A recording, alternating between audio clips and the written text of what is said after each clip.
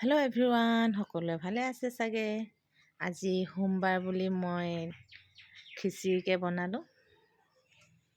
এই খিচিৰিত মই দাংবডি, কবি আৰু গাজৰ, মূলা, তেনেকৈ আলু সেইবিলাকে ব্যৱহাৰ কৰি বনাইছোঁ।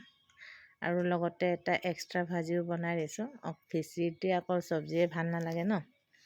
এইখিনি খিচিৰিত দিবৰ কাৰণে কাটি ল'লোঁ। এইখিনি অৱশ্যে হাজবেণ্ডে কাটি দিলে দেই, মই কাটি লোৱা নাই বাৰু। তেওঁ কাটি দিলে এইখিনি খিচিৰিৰ কাৰণে। লগতে ফুলকবিও দি দিছোঁ খিচিৰিৰ কাৰণে। আৰু এক্সট্ৰা ভাজিত ফুলকবিটো এড কৰা নাই।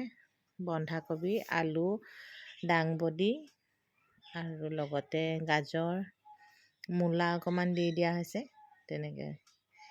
এয়া খিচিৰিৰ কাৰণে মই পিঁয়াজ, গ্ৰীণ চিলি, লগতে পাঁচফোৰণ, তেজপাত আৰু লগতে শুকান জলকীয়া কেইটামান মই এনেদৰে আয়োজন কৰি লৈছোঁ, উলিয়াই লৈছোঁ। ইয়াৰ লগতে মই তৰকা মাৰিবৰ কাৰণে নৰসিংহ পাত বাৰীৰ পৰা আনি ল'লোঁ। প্ৰথমতে মই তেলতে নৰসিংহ পাতখিনিয়ে দি লৈছোঁ। এইখিনি সিজাৰ পিছতে মই বাকী যিখিনি মই ইনগ্ৰিডিয়েণ্ট উলিয়াই থোৱা আছিলে সেইখিনি মই দি দিছোঁ তেলতে। ইয়াত মই আদা আৰু নহৰুটো আজি ব্যৱহাৰ কৰা নাই দেই। আজি সোমবাৰ, মই আৰু হাজবেণ্ডে নিৰামিষ খাওঁ। সেয়েহে আজি খিচিৰিকে বনাওঁ বুলি ভাবিলোঁ, খিচিৰি বনালোঁ। এইখিনি পিঁয়াজখিনি অকণমান ৰঙচুৱা হোৱালৈকে ভাজি লৈছোঁ।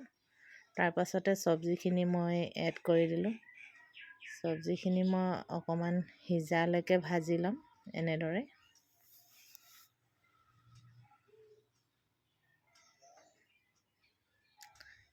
লগতে মই এতিয়া দি দিছোঁ 2 চামুচ নিমখ, হালধি, লগতে অকণমান জিৰা পাউডাৰ দিছোঁ আৰু গৰম মছলা দিছোঁ। ৰেড চিলি কালাৰৰ কাৰণে দিব পাৰিলোঁ হয়, কিন্তু মই দিয়া নাই, কাৰণ জলকীয়া অলৰেডি শুকান জলকীয়াও দিছোঁ মই তেল মাৰোঁতে, আৰু কেঁচা জলকীয়াও দিছোঁ। সেয়েহে মই ৰেড চিলি আৰু ব্যৱহাৰ কৰা নাই। তাৰপাছতে চাউলখিনি দি মই এনেদৰে ঘূৰাই আছোঁ। চাউলখিনি মই কিন্তু 20 মিনিটমান সময় তিয়াই থৈছিলোঁ, ঘৰৰে চাউল, খোৱা চাউল। 20 মিনিটমান মই তিয়াই ৰাখিছিলোঁ। এতিয়া মই চাউলখিনিও অকণমান সময় ভজাৰ পাছতে মই পানী ঢালি দিছোঁ, গৰম পানী। এয়া হৈছে মোৰ এক্সট্ৰা ভাজি। এক্সট্ৰা ভাজি মই এনেদৰে পানী নিদিয়াকৈ বনাইছোঁ। এই 2টা চিটি মাৰিলোঁ আৰু খিচিৰি ৰেডি হৈয়ে গ'ল। এয়া ল'ৰা দুটাৰ কাৰণে 2টা আন্দা বইল কৰি দিছোঁ কুকাৰতে। কুকাৰত 2 ছেকেণ্ডতে হৈয়ে যায় আৰু 2 ছেকেণ্ড নহয় বাৰু, 2 মিনিটমান লাগে। এয়া হৈয়ে গ'ল খিচিৰি ৰেডি।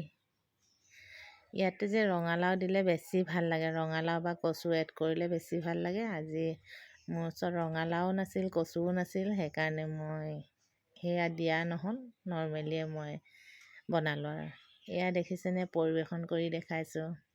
এয়া হৈছে আমৰ আচাৰ, মই ঘৰতে নিজে বনাই লৈছিলোঁ।